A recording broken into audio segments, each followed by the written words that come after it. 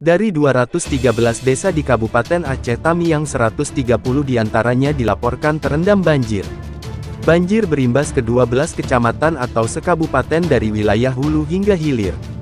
Berdasarkan laporan sementara bencana banjir Aceh Tamiang yang diinput BPBD Aceh Tamiang dari seluruh kecamatan per tanggal 1 November tahun 2022 menyebutkan, warga terdampak banjir namun tak mengungsi berjumlah 7.329 kepala keluarga KK atau sebanyak 24.362 jiwa.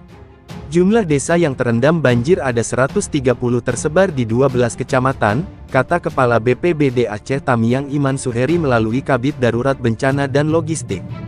Badan Penanggulangan Bencana Daerah Aceh Tamiang juga mencatat sebanyak 439 KK atau 1.413 jiwa warga terpaksa mengungsi akibat bencana alam tersebut.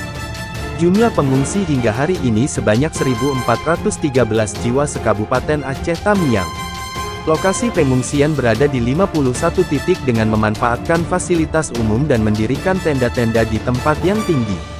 Diwan Syahputra merincikan jumlah desa terendam banjir di 12 kecamatan tersebut masing-masing Tamiang Hulu 5 desa, Bandar Pusaka 11 desa, Tenggulun 4 desa dan Sekerak 9 desa.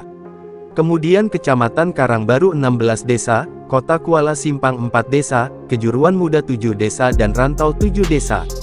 Selanjutnya Manyak Payet 27 desa, Seruai 9 desa, Bendahara 21 desa dan Banda Mulia 6 desa. Mato yang kejadian uronyo ni keraju 2 boh, lebo.